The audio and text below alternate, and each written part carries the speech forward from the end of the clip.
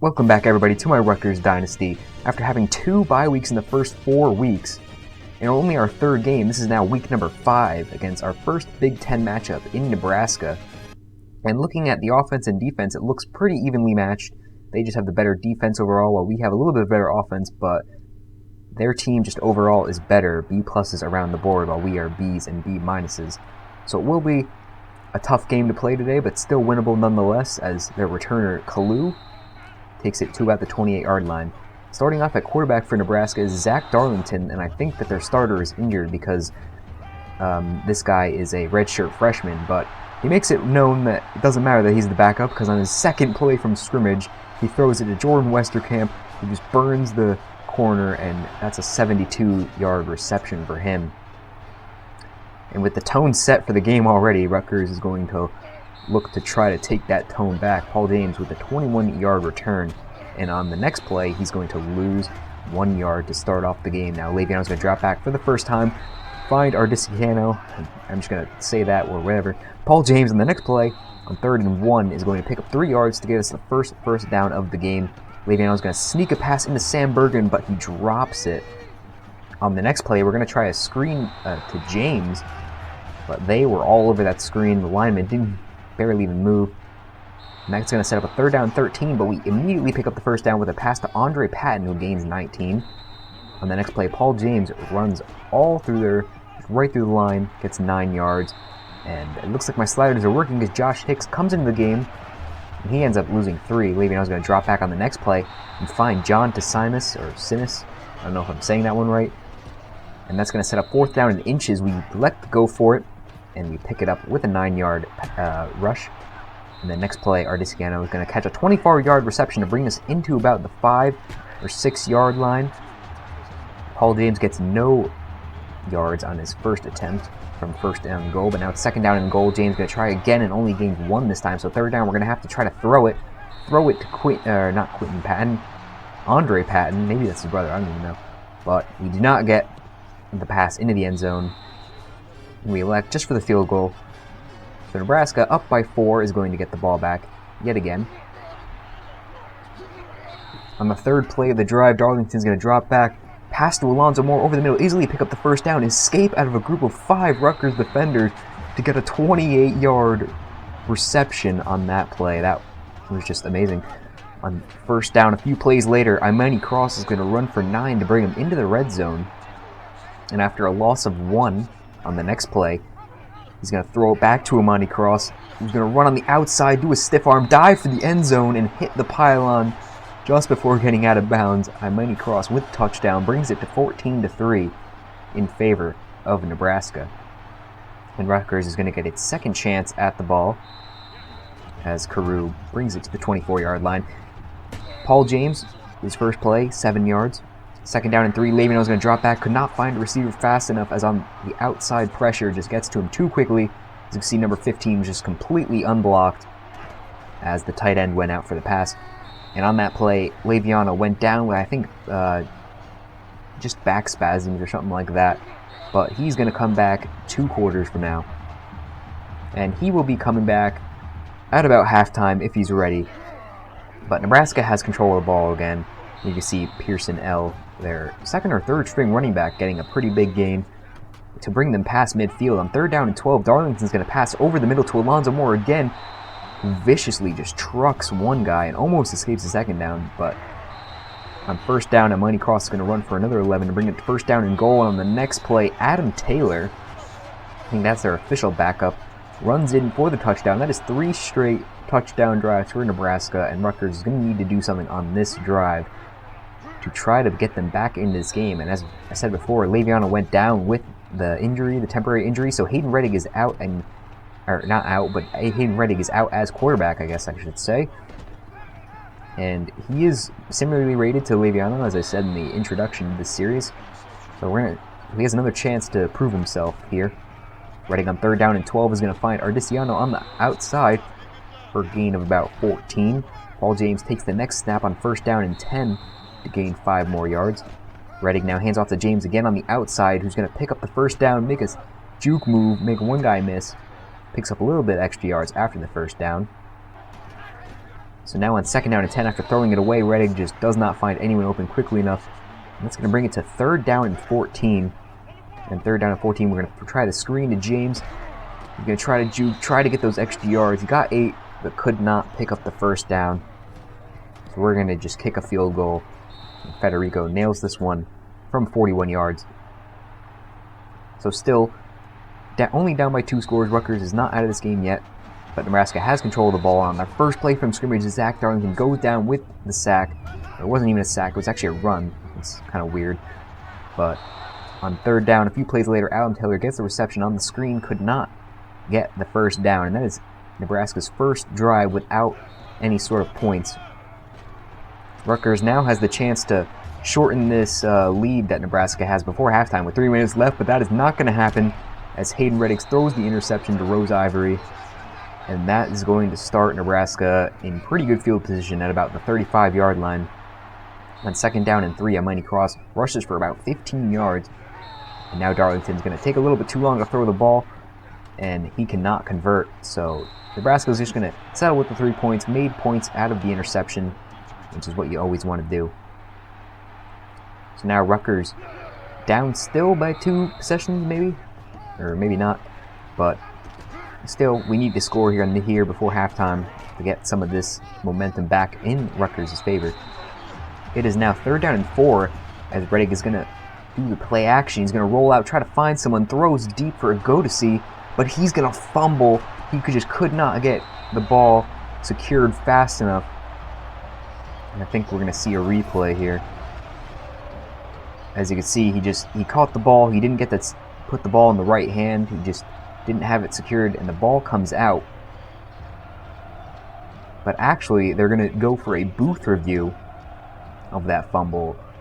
It looked like he might have touched the ground first, but from that angle, it looks like the ground forced the ball out of him. From the slow motion angle, it looks like the ground forces the ball out, but if you look at it really closely, you can actually see the knee touch just fractions of a second before the ball came out. So they're going to reverse that decision, which I think is a pretty good play. On the next play, though, we just turn it over. That I saw a flea flicker, and I thought that would just be a cool play to try, and bad decision as there was just no one open. I just threw it up there hoping for the best because definitely did not want to lose yards, but that's going to give Nebraska another chance to score before halftime. That was just a bad mistake on my part. I take full possession of that, and as you can see, they just run. Alonzo Moore with another huge gain of 39. He didn't get it in, though, and Pearson L, I think that's actually their receiver, gets it on a jet sweep, make it 31-6. 34 seconds left for Rutgers to try to get something going. And that is not a lot of time. So we're just going to try one more pass play, see what we can do, and after that sack, I just don't want to risk anything, so I decided to just run out the clock with the next play. Paul James just runs up the middle. We're about a game of 8, but it doesn't matter. Anything, I think we do have one more play, and that's a loss of 1 before halftime.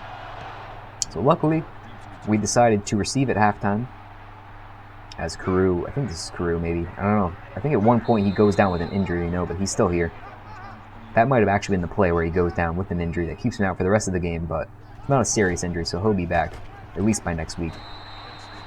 And Josh Hicks comes out with a 2-yard rush. Paul James actually, in that last play before halftime, I think he pulled a bicep or something, but he comes back a few plays later. Whatever the injury was, I don't quite remember, but he comes back. But I do remember that he was out for a little bit. I don't really know what happened with that, but Joseph Clue is going to take their return. On the next play, or a few plays later, Darlington's going to run for 11 to pick up the 1st down. On 3rd down and 4, he's just going to chuck it up, finds his receiver, and it takes 2 Rutgers defenders to take Pearson L down. Now they're in the red zone, handing it off to Adam Taylor, who's going to run for 2. 2nd down and 8, Darlington with a bunch of time finds a wide open Heathen Carter in the end zone for the touchdown to make it 38-6. So Rutgers needs a miracle to happen at this point. Still 2 quarters of play left, but it is not looking good from here on out. Carew takes the return out, so he's not injured yet, but I know he gets injured at one point. Just trust me on that one, I guess. In our offense, we have the same number of plays, but like less than half the number of yards. So the Nebraska defense is definitely doing what it needs to do to keep us from getting any sort of touchdowns. We only have those 2 field goals to make up our 6 points. Leviano on 2nd down and 10 is going to drop back. He's going to chuck it up, but he was just off balance. I think there was a wide open, someone was wide open deep down, but just an off balance throw. Leads to a 3rd down where we don't get anything, and that's going to lead to a 4th down, and we punt it away. Not what we want to be doing, but Nebraska is going to get another chance at the ball where they pretty much scored on every single time they touched the ball. And here, Ncaa Cross is going to run for 2. This time they go 3 and out. So very lucky for us. On 4th down they won. They decided not to go for it, and Rutgers gets another chance at the possession. And Ncaa Cross, you can see in this first half, he had a lot, but I don't really know why that statistic came up. Like, he didn't really get better by the second half, and the second half's only a little bit, like a quarter of the way over, so I don't know why that stat came up. But Carlton Ncaa with the catch brings it to 1st down and 10. We're going to get Sam Berger, and this time he does catch it. He had that drop earlier in the game. Now 2nd down and 10, we're going to hand it off to Paul James, who gets to the outside with a 10-yard rush, just about 10 yards, but he makes up and gets the 1st down on the next play. 1st down and 10. All the receivers are running deep down the field. Ncaa comes down with the pass to make it a 21-yard reception to bring us in the red zone, somewhere we haven't been pretty much since the first quarter. And Leviano is going to take the read option for himself on the triple option, and Leviano runs in for the touchdown. He is back from his injury, and he is going to make this a 38-13 ball game. Still like 25 points at least, or not, maybe not 25. Yeah, 25 points for Rutgers to try to get back in this. That's going to be quite difficult. That's like 4.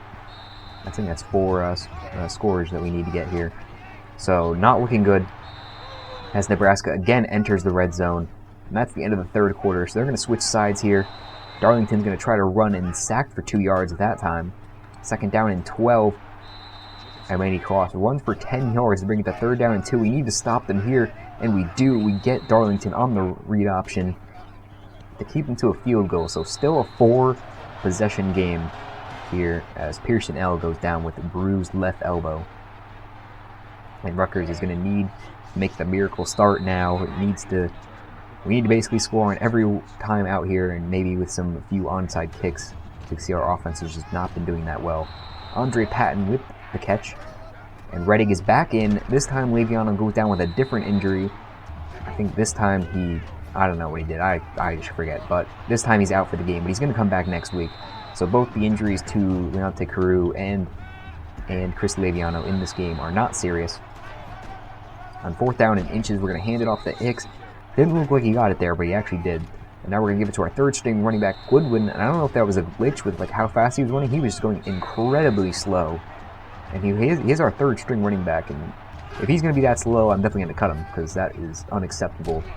How he lost 2 on a pretty wide open area. Now Reddick's going to give the offset handoff to Hicks, and he loses 2. On the next play, he's going to give the screen to Hicks. He's only able to gain 4, so on 3rd down and 8, Reddick's going to drop back, run outside the pocket, look for someone open. I actually threw that pass to Rashawn Peel, who was running into the end zone, and the pass was so poorly thrown that John Simus, I haven't decided what I'm going to call him yet, but he just happened to be exactly where the wild ball ended up going, and luckily it was not picked off, but we actually get points out of it. So now Rutgers is down by 21 points. Still possible, but they're just going to run out the clock. They ran out at least 2 minutes and 30 seconds. I'm not even able to call timeouts, so the head coach decided that wasn't a good idea. 3 scores in 3 minutes, maybe it's possible, but not really possible. So we get the ball back, or they get the ball back. It doesn't really matter at this point. That's the game. I hope you guys enjoyed this episode. Rutgers falls to 1-2. And if you want to watch the next episode, there will be a card in the top right corner that you can click, or it'll take you to the playlist. And I hope I can see you guys in the next episode. If you want to stick around for the stats, they're going to start right now. Goodbye.